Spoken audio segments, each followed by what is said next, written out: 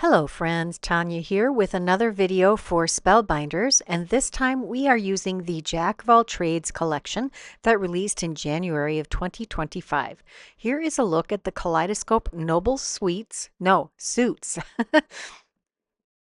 This is a layering die set that has the symbol for each of the suits in your deck of cards.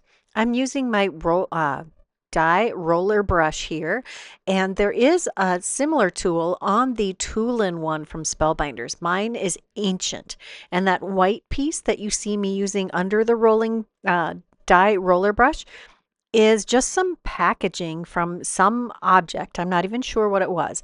I cut it into 3 layers and glued it together with some tape runner. And that's what I've been using underneath my die roller brush for years now. It's been very effective. It's a great way to stretch your whatever you have in your house. I'm definitely a reduce, reuse, recycle kind of person. Here we are assembling the Kaleidoscope Royal Suits dies, and I love the look of a Kaleidoscope die set. These are very beautiful, and you can use each of these pieces individually, or you can do 2 of any layer and have a beautiful result. I love the complexity and delicacy of this design, and I think these would be useful, especially the heart and the diamond. These can be used in a lot of different ways, not just in a deck of cards kind of way. In that vein of thought, I decided to go with different colors for my Kaleidoscope dies here. I went through my scrap bin and I found some pastel rainbowy toned colors, and I decided to do the 2 different suits, the two different colors for the 4 different suits. Traditionally, they're red and black. And I decided to do warm tones with this pink, orange, and yellow, and cool tones with this green, blue, and purple. And that's what I came up with. I did do each of the color ways in each of the suits. So I have 8 different components here. Next, we're going to look at the Reversible Royal Court. This is another layering die set, and it is gorgeous. And there are so many ways you can combine these to create different looks. There are a couple different facial hair options for the king or the male in these groupings. There is a full beard and mustache, and there is a simple mustache. I am going to assemble at least, I think I'm doing the 2 male and 1 female. There's this hat you can put on one of them, and you could put this on any of the figures. It wouldn't have to be just the male figures. There's this cute little detail at the band of this hat, and then there are some feathers that you can add. Very jaunty. I think this is pretty cute. I am using the same cardstock colors as I used for the Kaleidoscope dies here. When I'm doing all of this kind of assembly, when I don't have a real clear-cut plan of how I'm going to use these objects, I try to stick with things that will coordinate no matter how I decide to use the components that I'm creating. For the hat, you're just going to set that on his head so it fits in a visually pleasing way. And now I'm going to assemble the body to the head. Now, I do this the hard way the first time, and I'll show you the better way when I do the second male. First, I'm attaching the undershirt to the main body of the shirt, and then the contrasting color of the V-neck.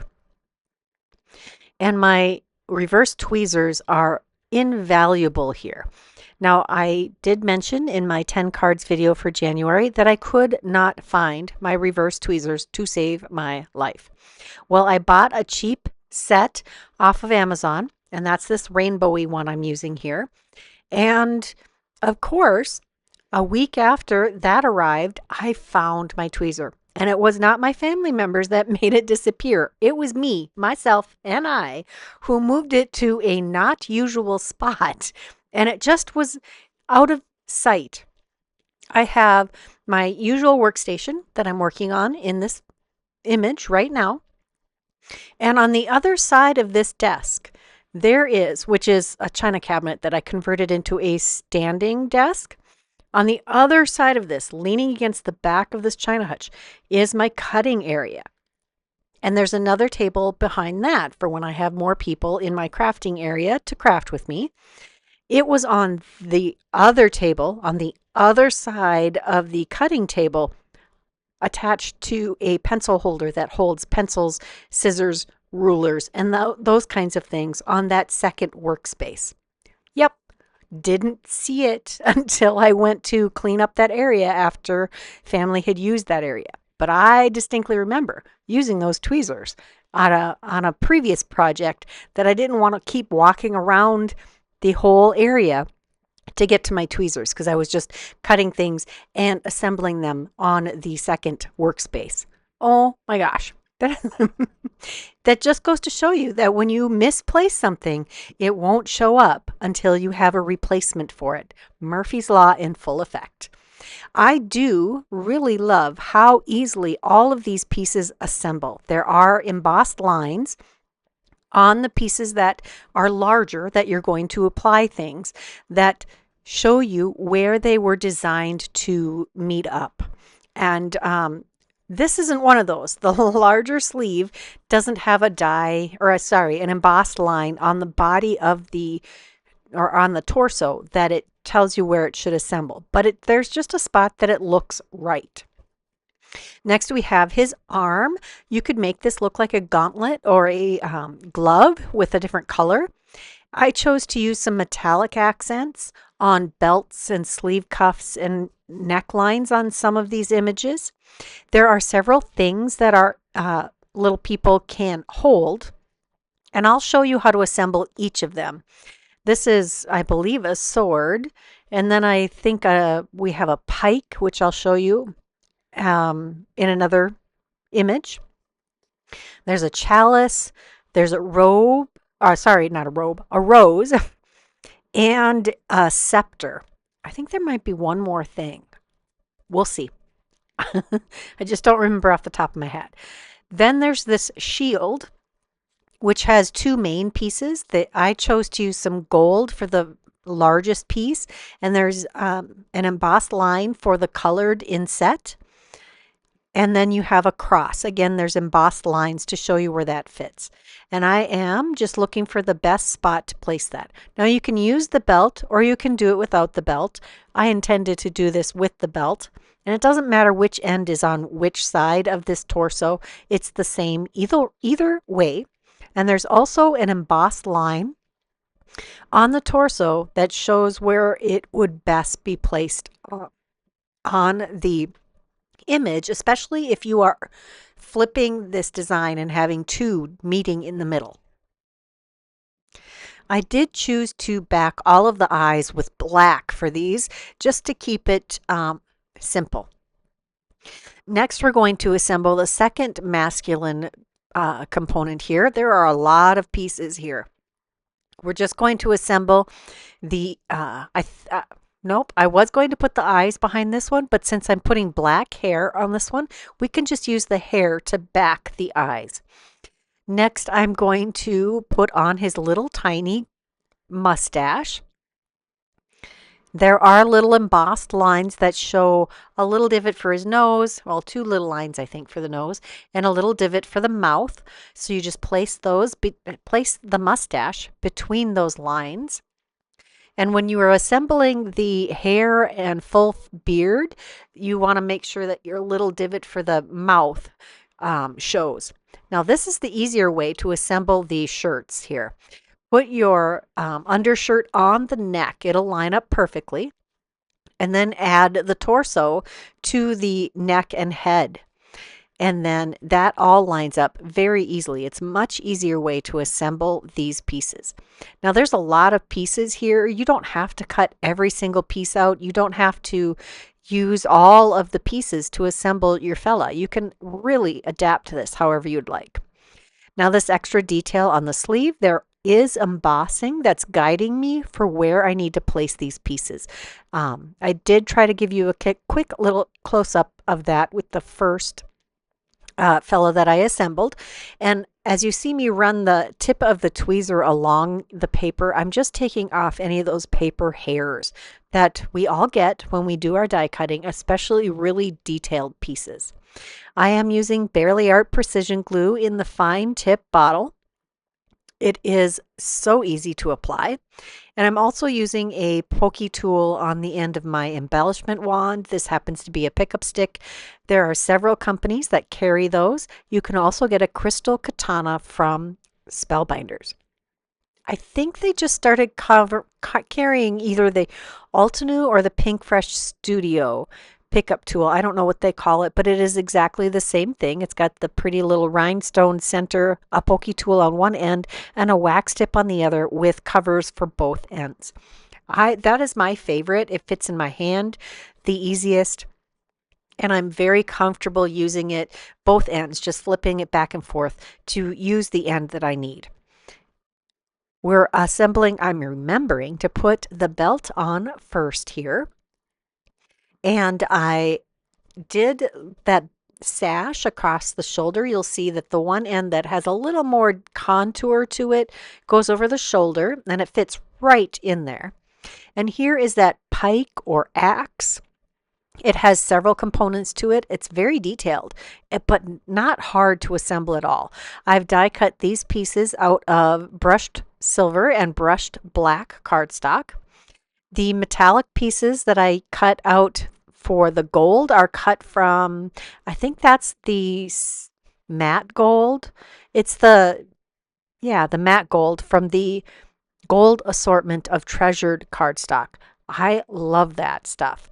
Again, I really hope it sticks around for a long time because those assortments give you just exactly what you need. And there's enough in it, since most of the time we only use little bits of gold, silver, copper, those kinds of things. We only use a little bit at a time, so it goes a nice long distance. I'm just using these different pieces because I cut one of each color out of each of these components, and I'm just mixing and matching to get all of these assembled figures. I still have, I think, only used 2 of these assembled figures in the cards that I made today, and there are 5 cards at the end of the assembly portion of this video. The first 28 minutes, I think, are just me assembling, doing some preparation with the different components from this collection. And there's a lot in this collection. It's a pretty big collection. It's pretty awesome. Actually, I like to play cards. It's not like an obsession for me, but if we get together with family, often we end up playing some kind of card game. Whether it's oh gosh, what have we played recently? Hearts, spades. King's Corner was a favorite with my grandpa who died a long time ago. And oh gosh, we've played rummy. I'm not really a poker player, but that's okay. Lots of people enjoy poker, but there's so many different. Well, and who doesn't love a good game of solitaire? I've wasted plenty of time or made waiting for other things go by much more quickly playing solitaire. Cribbage, holy cow, whole tournaments on my husband's side of the family during Christmas get-togethers. They will have whole tournaments of cribbage and lots of other games. So this is a great set for families that enjoy getting together to play cards, or any, even the younger generation really enjoys playing games, even if it's on the computer without a physical deck. My youngest is an art enthusiast, and one of the people she follows online created a hand-drawn set of playing cards using their art, and did a, what is it called? Kickstarter Kickstarter program. That's when they are asking for people to buy into a project that they want to do, and then you get something for that. Well, my daughter bought into that and got 2 decks of these gorgeous cards with that person's art. Amazing. All right, back to these images. You could put this sleeve on each side of Our Lady here if you wanted. I think this second sleeve with all of that extra detail is absolutely gorgeous, though. It almost looks like a shield, too. I don't know, but it looks beautiful. Again, I almost forgot to put that belt on before I add the second sleeve because it overlaps over your belt. You want to put it on if you're going to use it before you adhere this piece. And I chose to make brunettes, blondes, redheads, and people with black hair on here. Now, black to me, brunette just means brown hair, but does it mean black hair and brown hair? Chime in. Let me know what you think. Our Lady has an open hand that looks like it can be holding something, and it can hold several different things. There is also this belt detail. You could add this to either of the sexes here. Here is that beautiful little rose. There are 2 layers of petals and a stem that will complete your rose. You could do some shading if you really felt ambitious, or use different colors of cardstock to really jazz this up. I thought it would be okay to not do any shading on these. There is one, I had taken some brown cardstock that had been spritzed with probably Crooked Broomstick Distress Mica Stain Spray, and used that for some of the hair. We're also going to add a crown to the top of this lady. I'll do some more zhuzhing of that later on. And does that complete Our Lady? It does. So there we have 3 different versions here, and I do ultimately end up making 6 of these. I think 6 of each, male and female. Here is the scepter. It has this piece in the center that adds a contrasting color, and then you can put it on the top of this. This is the same stick, whatever, that you can use for a couple of different things here. There's also a bottom band detail and a round dot that goes on the top of the scepter. And you know what? You could actually put a gem there too. It's very pretty. Lots of detail, very little. And that can sit in her hand. Oh, here's the chalice, or the wine glass. Has this beautiful detailed area, and then this piece that you glue to the back of it that fills it with whatever liquid you're going to put in it. So we've got the scepter, the wine glass, the rose, the axe, and the sword. So here's my large, is that the large? Extra large?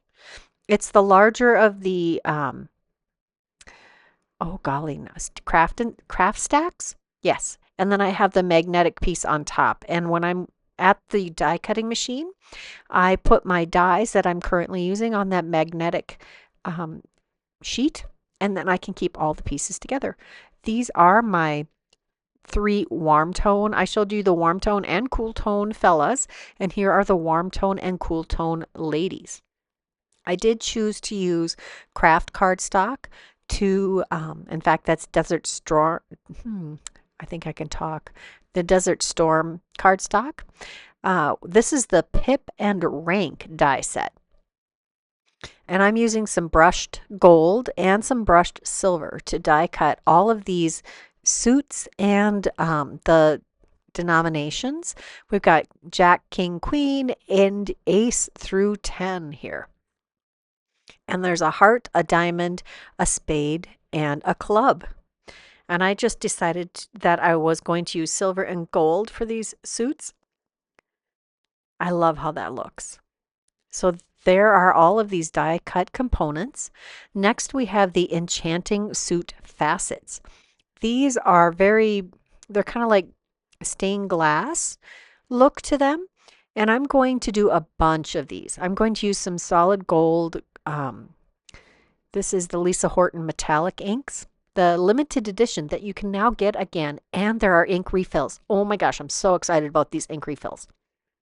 I probably should check out. I have a bunch of stuff in my cart on the Spellbinders website. I just need to hit check out. Then I can get my hands on the re-inker. I'm using some 5x7 watercolor cardstock here to do my letterpressing with this beautiful gold ink. And to clean this, I'm just spraying it with my soapy water that I have in this large spray bottle that I keep in my craft area. I'm not using anything special. This is a water-based ink, so it's easy to clean up with just a little bit of soap and water.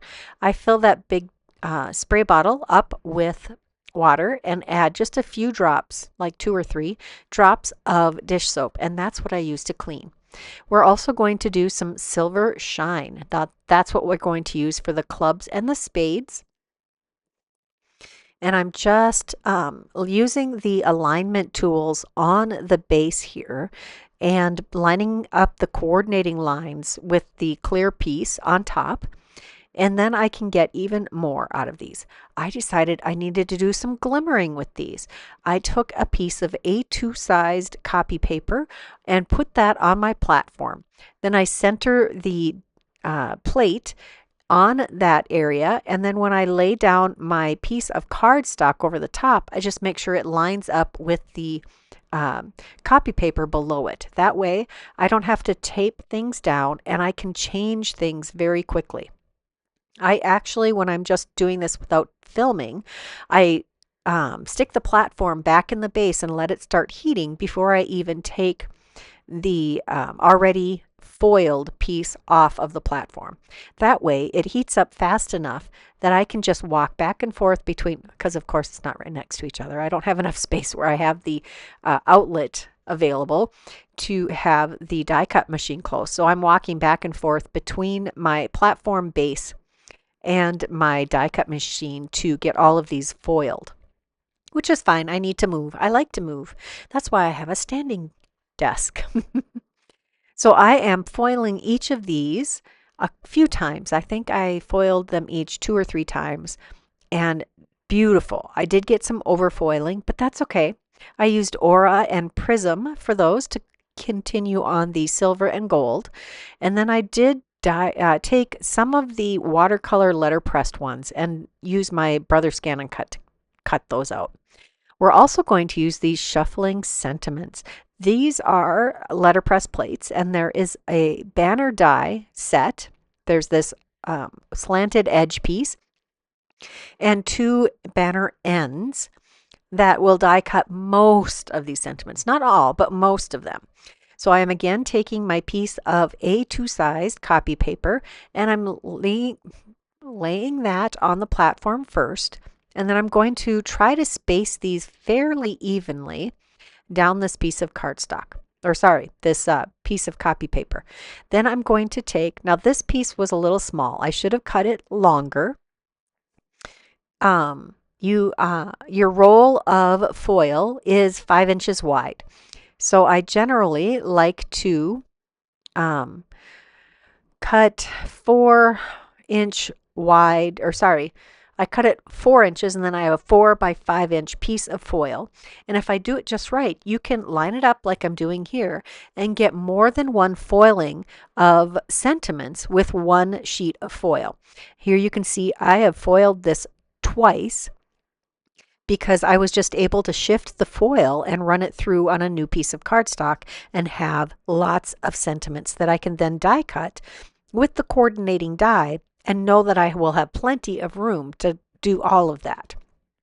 So I foiled me a whole bunch of gold and silver on white and black cardstock, and I have a bunch of sentiments that I can use whenever I want.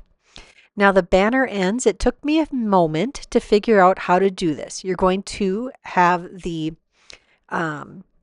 pretty side for the tails up, and then you're going to fold, you're going to do a mountain fold, no, a valley fold, so that the ends look like such. And you're just going to line up the ends of that banner with the straight edges on the tails.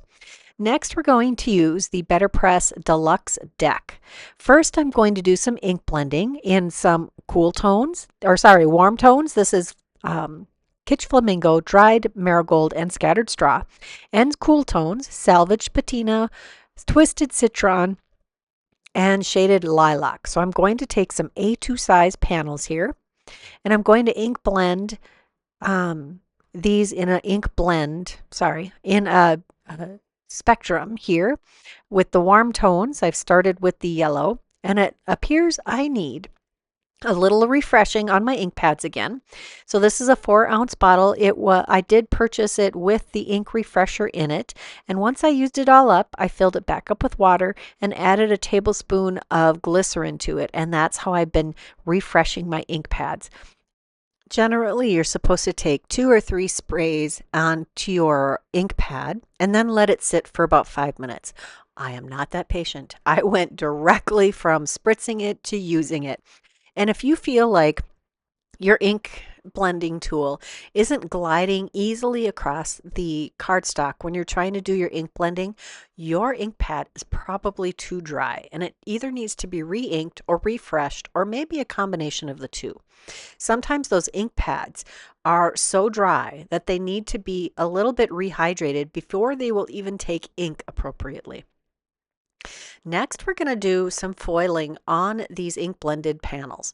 I have some opal foil here, and the trick to this one is remembering to which side is which. So as soon as I take them off the roll, I lay them pretty side up, and always pretty side up, so that I know what I'm doing when it's time to put them on the foil plate. Now, there was a lot of overfoiling on the one I first show you. I go back and I get rid of all of that overfoiling later, and it is such a beautiful, crisp background. Stunning. This does not do its justice. Next, I took some of the satin pastels. This is the purple on the cool tones, and oh my gosh, these turned out so beautiful.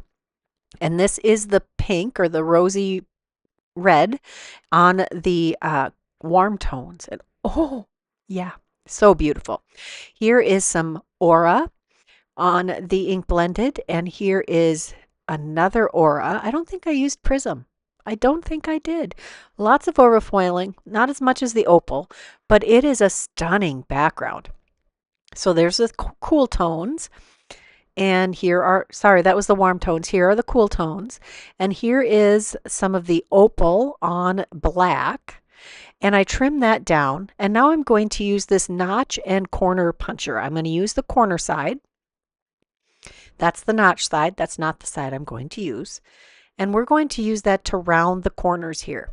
And it really makes it look like a giant playing card. I do think, do I bring in the paper trimmer? I think I do, because the edges, the border along the edge is not even.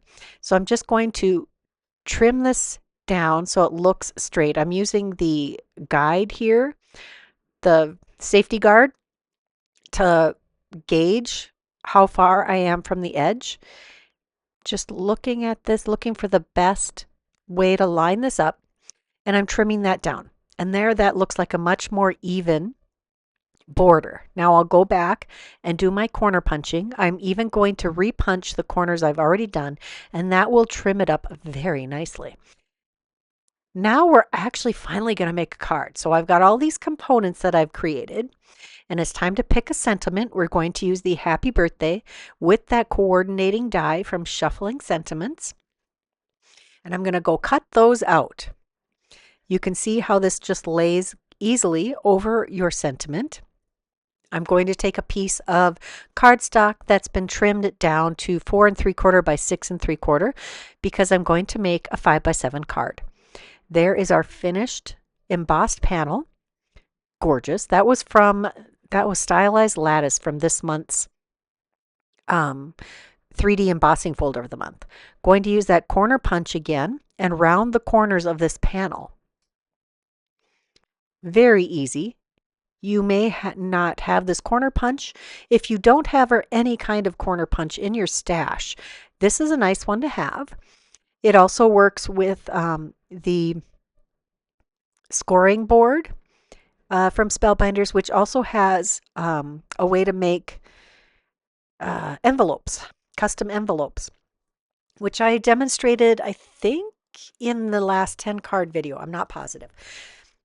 And then you can also use the We Are Memory Keepers corner rounder if you've got that. If you've been doing this for a long time, like I have, you may have all the tools in your pockets.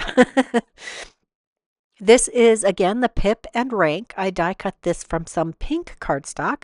I'm going to use 4 hearts and 2 Q's and 2 A's. We're going to assemble some pieces to go on the inside of the card here. I am also going to take the Mini Sincere Sentiments dies. This is from an older glimmer foiling set, lots of sentiments, and it had coordinating dies. And I'm going to die cut one of the sentiments that doesn't fit in the banner. I could have done some partial die cutting, but I wanted this nice skinny sentiment line. I'm also using the corner punch on these small pieces of cardstock. This is brushed white cardstock cut to, I think it's 2.5 by 1 3/4 inches. However you want to cut it. That just happened to be the size I picked, probably because I found some scraps around that size. I'm going to add the hearts in the center and the value on the corners, the upper left corner on each end. I was not super picky about placement, just eyeballing centering. And I'm using my, there it is, my rediscovered original fine tip reverse tweezer. I love this thing. I can't get my fingernail underneath die cuts often on my work surface. So it's really nice to have this tool. In fact, I maybe could pick things up with my fingers if I practiced more, but I have this handy dandy tool that does it for me. And so I'm just going to keep using it. There we've got a queen and an ace with some shiny cardstock. I did try it with plain white cardstock first, but it's going on a white background, a solid white background. So it didn't really show as well as I would have liked. So I went with the brushed white cardstock. We're just going to glue these to each other first. I want to be able to see this, all of the pieces that I've glued on. And we're going to adhere that to the inside of the card. And then we're going to take this coordinating sentiment that says you're kind of a big deal.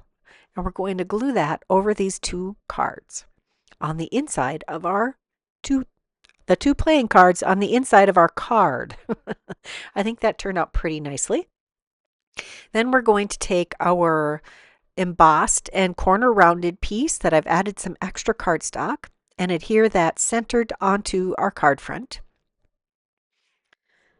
And then we will move on to the next piece, which is this Desert Storm cardstock that I reverse foiled.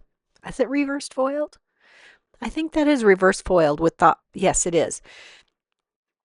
With the Aura foil, and it was kind of distressed looking. I think I needed to let it heat up a little more before I had run it through, so I didn't get a perfect foiling.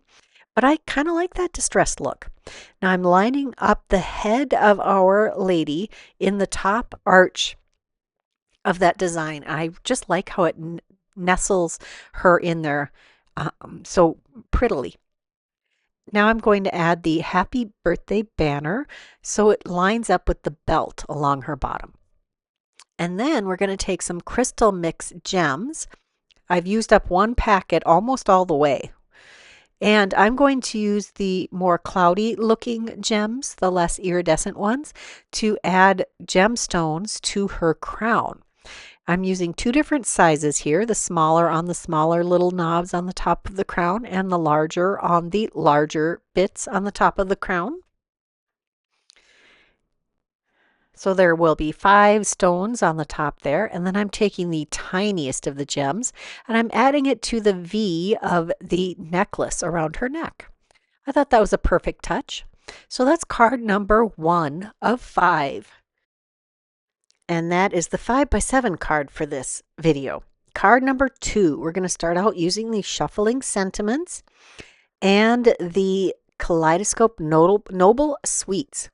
I'm going to take some of the assembled pieces here, and we are going to, I use that die from that Shuffling Sentiments to die cut a 2-line sentiment. And I also took a die from the Precision Layering A2B set to die cut the 3-line sentiment. That's going to go on the inside of our card.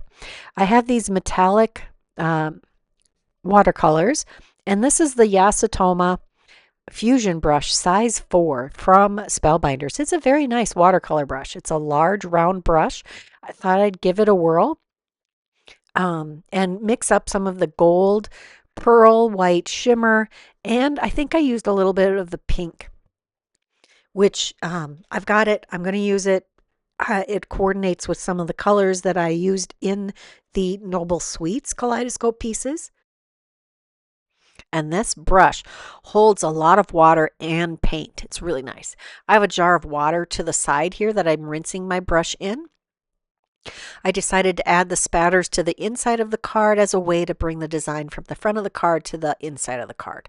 Now that first panel I used is watercolor cardstock cut to 3 1/4 by 4 3/4 to fit on our 4-bar card, which is a 3 1/2 by 5 inch card.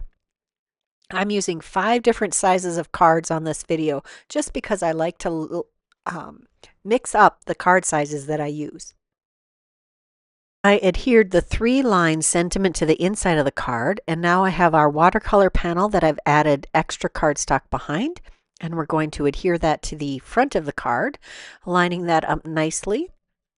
Just going to use my bone folder to get a good solid crease on the side so it lays nice and flat. I used my heavyweight block to make sure that it adhered nice and flat before I go on to adding these the Kaleidoscope Noble Suits elements. Here we've got our heart, and I'm just adding glue in a few strategic spots with my fine line glue bottle. I love this. It has a softer body to the bottle, so it's easier to squeeze. And I don't have arthritis in my hands, but I do craft for many hours at a time when I do get going with my crafting. And yeah, my hands get a little tired sometimes. You may notice I have a little friend crawling around on my work surface, and that happens now and again. We have those Asian lady beetles, and yeah, they like it in our house, the little buggers. They don't hurt anything other than I have to clean my windowsills more frequently because they seem to like to hang out on the windowsills. And they really like my crafting space, probably because I have an obscene amount of light shining down on the space. I think they like the light, and they just crawl around and join the fun.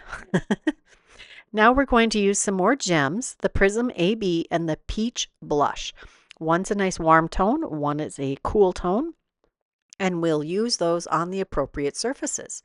I'm using a larger of the Peach Blush. Is that what I called it? Peach Glow Peach Blush. I think it's Peach Blush. One large one in the there just seem to be spots that are calling for some rhinestones here. And I'm using various sizes. Whatever seems to fit in the spot, I'm going to pop it into. Whatever fits best. I did change my mind on the club there and added a larger stone and added a little tiny gem in both the spade and the heart in the coordinating little tiny spots. So that is card number 2. Getting a good look at that before we move on to card number 3. We are going to take the, oh god, I can't remember what this set was called. I hopefully will show it to you again in a little bit. I am taking my Copic markers here and I'm coloring this image in. Again, it looks kind of like stained glass to me, and the foiling really adds to that effect. You could watercolor these, and I think I do some watercoloring later. And the colors I chose were to coordinate with the pastel colors that I'd used on the other images. I'm using an orange, a yellow, pink and a green. And after I'm done coloring this whole thing, which I'm only showing you bits and pieces of, I go back and use a different pink and a different yellow. And did I do a different green? No, I just used a different pink and a different yellow because these were just a little too dull. I'm adding all 3 colors here, no, 4 colors on these little wands, flames. I'm not sure what they're supposed to be. Decorative motif. That's what it is. And then I'm going to color the border all the way around with some pink. This is the pink I'm going to change. It's too much of a dusty mauve. I want something a little more vibrant, a little more, I don't know. It just doesn't quite match the intensity or the tone of the other colors in this. So there it is recolored, and I do add some very light pink in the entire background here. Just going to fill in all of the remaining spaces with this Copic marker to create a very nice background. This was really easy to do, and it did give me the opportunity to push some of the ink that I maybe didn't get exactly where I wanted it back where it needed to be. Next, we're going to use the Precision Layering A2 Set B dies. Here we're going to use the one that cuts to 4 by 5 1/4. And we're going to use the Stylized Trellis. This is the embossing folder of the month from January 2023, and it is still available. And it's a beautiful filigree that I thought matched the look of this stained glass heart very well. Now this is our A2 size card for this video. I'm gluing that to a black A2 size card base, and I have a piece of white cardstock that was also cut with that precision layering die that cuts to 4 by 5 1/4. And we'll adhere that to the inside so it's easier to write on. Plus, this is a pretty lightweight cardstock, so it's nice to have that little bit of extra reinforcement. This is only like a 80-pound cardstock, and I prefer the card bases to be 100 to 120 pound. I'm using those same watercolors here, the pearlized white and the gold, to spatter on that background to add a little extra interest. And then we're going to glue the heart down to the center. I did use my brother's Scan and Cut to cut this out. I believe, but I'm not positive, that the Nestability's heart dies that are currently, no, what are they called? Essential heart dies will cut this out. They appear to be the right shape. Otherwise, it's a pretty easy shape to fussy cut also. I have the little hearts from the Pip and Rank here, and I'm adding those above and below the heart. And then I'm going to take the banner die from Shuffling Sentiments. This is getting a lot of action in this video. It's got some great card themed sentiments. We'll cut out the We're Two of a Kind and an extra for the long banner piece, and then the 2 tails. This just creates a little bit sturdier banner for the front of the card, and I'm going to assemble this. This was the trickiest thing for me, was trying to figure out how to recognize which tail goes where. There's kind of an angle edge, and that will be pointing away from the banner when you're assembling these ends correctly. So there's one that angles down and one that angles up. And what you do is add a little glue to the long piece so you're sure you're putting glue in the right spot, and adhere that to the straight edges, lining up with the straight edges on that folded up piece of the tails. Hopefully that was understandable.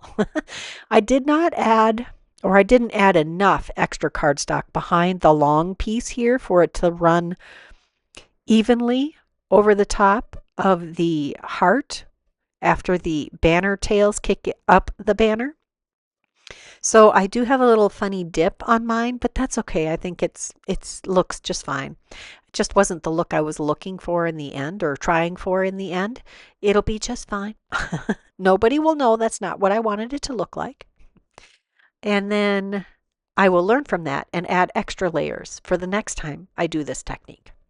I'm going to add the banner ends again. Now I got to open the card so I can remember what it says on the inside. We're two of a kind. I'm all in with you. Isn't that perfect? My husband really liked that card. Yeah. Except he says I'm not really into the card theme. Okay, Mr. I love cribbage.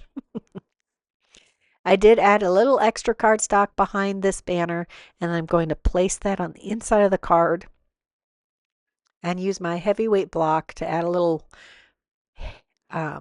maybe I don't. Just getting that nice and stuck. One more look at the inside and the outside of this card. Now we're on to card number 4. I have all of these positive and negative foiled panels, and this is sized perfectly for an A2 size card. I've got that same precision layering A2 set B die. This is the one that cuts 4 by 5 1/4. That is my favorite layering size for on an A2 size card. And if I just line that up so everything is evenly centered and cut that out, then I can use my corner rounder to make this look like a giant playing card, the back of a giant playing card. You could, I guess, theoretically make your own giant playing card deck with the pip and rank and this plate. And I have a bunch of stuff I can use that with. This is the Satin Pastels variety pack. That's how you can get these satin pastels. And they foil beautifully with this plate on some ink blended cardstock. I've said it before, I'll say it again. I think that foiling works so much better on an ink blended cardstock, even if it's a great cardstock for foiling. We're also going to use, what was that called? Enchanting Sweets? Royal Sweets? That's what it was. We're also going to do some watercoloring with Distress re-inkers, not the Distress Oxide. This is the Distress re-inkers. I took those 3 re-inkers in the same colors that I had ink blended the cool panels. So that's Shaded Lilac, Twisted Citron, and Salvage Patina. And I put that in a little paint palette here. And I'm using a little bit of water to dilute this and using it as liquid watercolors.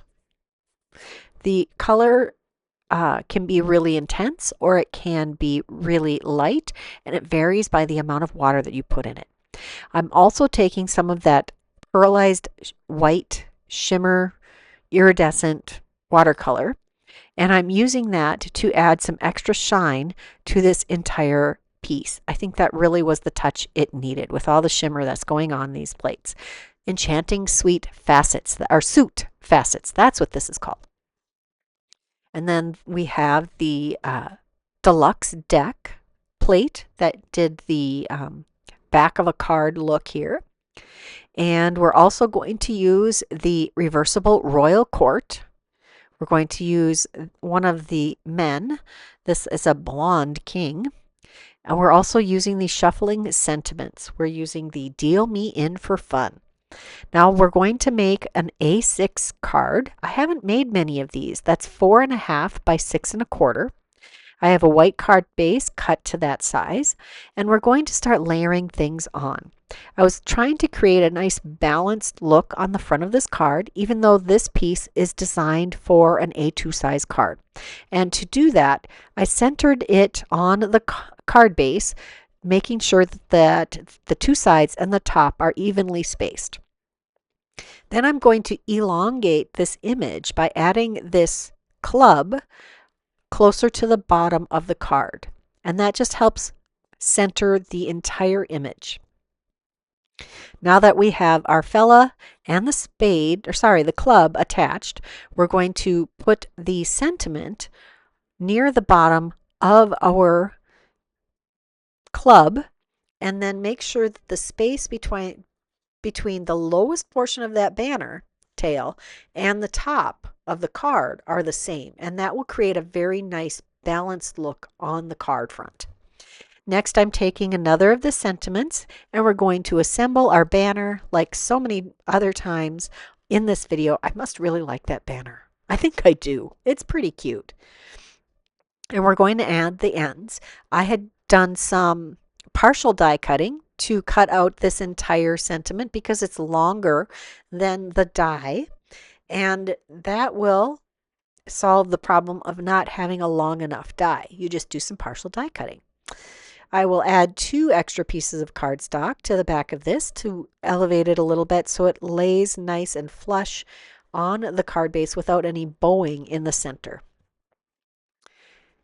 Next, I will add some glue to the tails and the center of this banner, and we'll adhere it to the inside of the card. Now, I didn't dry fit this, so as I'm about to glue it down, I realize that with the tails on, it isn't big, or it's too big to fit across the inside of the card. So I just trim off the excess on each side. Next, I'm taking the Prism AB gems, and we're going to do the same thing as we did for the lady, and we're going to put those on the tops of the crown. I find it easiest to apply these gems using a very pointy pokey tool end. And that's this happens to be a die pick. I think I got this from Concord and Ninth. Lots of companies carry the same thing. And it just has a nice sharp pointy tip. There is card number, is that card number 4? That might be card number 4. And now card number 5. This one actually comes together pretty quickly. I have 4 of these diamonds letter pressed onto a piece of watercolor cardstock. And I am using up the leftover ink refills, distress ink refills, and painting them on this cardstock to make some ink blended diamonds. And they turned out so pretty. I'm going to do this again. And then I'm going to heat set those to make them dry because I'm impatient. And then I'm going to cut apart the diamonds and then do some very simple fussy cutting. It is very easy. These are very nice, sharp, straight lines. So I'm just using it would have been even easier if I was using my long bladed scissors, but those are on my sewing desk. I've been sewing a lot this month just because I like clothes that fit me the way I should be fit. Ready to wear does not work for me, as it doesn't work for most people. Average means it just doesn't fit anybody perfectly. But I really enjoy creating clothing that fits me properly. And so my paper scissors are over on my sewing desk because I have to do a full bust adjustment. And then after I do my full bust adjustment, because it was such a big bust adjustment, I then have to split the darts and do all kinds of adaptations to my pattern, grading out at the hip because I'm definitely a pear shape. And so there are probably 3 versions of the pattern before I get to my final version, and I needed good paper scissors. Therefore, it's on my sewing desk, which is really just a folding table that I put up and take down between sewing sessions in our great room. Our great room is definitely not an area for entertaining most of the time. It is a combined paper crafting, sewing, napping, and my husband's office area. Gets lots of use, which is good. I don't like the idea of any unused space in your house. If you do have unused space in your house, maybe your house is too big for you. That's just my opinion. That and the fact that I don't like having to clean unused spaces. I am creating a very geometric pattern here on this card front, and I'm only using 4 diamonds. I'm just very carefully cutting them apart to fill in the empty spaces. I used 2 full diamonds centered in this 3 1/4 by 6 1/4 inch piece of cardstock that's going to go on our 3 1/2 by 6 1/2 inch mini slimline card. And then I cut 2 more diamonds in half and added halves on each side, and then cut those remaining halves in half again and used those to fill in the last empty spaces. I also altered or changed the orientation of where the purple and the green ends of the diamonds were to add some variety to the background. And I think this geometric background is just gorgeous. This is close. Well, I have lots of favorites. There were lots of great cards in this lineup, but something about geometric backgrounds, I really love them. Next, we're going to use Here's the Deal glued to the front, and on the inside, we're going to use You're Kind of a Big Deal. I did trim that down using that same die I used from the Mini Sincere Sentiments. And then, did I use that for both of these? I may have. I did some partial die cutting. No, I used the precision layering dies. I took the smallest die from that set and used that to die cut these sentiments using partial die cutting. And then I trimmed apart the You're Kind of a Big Deal. And then I'm taking one of the Pip and Rank diamonds, and I'm going to die cut that from the silver because I have the diamond and the hearts only in the gold. So I'm going to die cut that using my Scout, just pulling that out quick and getting my one little die cut that I need. All that prep work, and I still end up creating new elements. That's okay. Playing with the things makes me familiar with the things and gets the creative juices going. And now I have elements that I can just pull out and throw on a card when I need something in a hurry. Because like I don't have already hundreds of cards in my stash. Oh man, I need to start mailing some cards out. So there we are. We've got that diamond that coordinates with the front of the card. Here's the deal. You're kind of a big deal. I love it. Here is a quick recap of all of the cards that I created today. I really had fun playing with this entire collection. I think you would love to play with any of these pieces. You don't have to get the whole collection, not unless you really want to. I will have links to all of the products that I used today in the description box below, as always. Leave me a comment. I would love to hear what you have to say about today's video. If you aren't subscribed, now would be a great time to do that. Make sure you hit that subscription button and then the bell if you want to know whenever I upload a new video, in case you don't want to miss any future videos. And until next time, here are a couple more videos I thought you might enjoy. Bye-bye.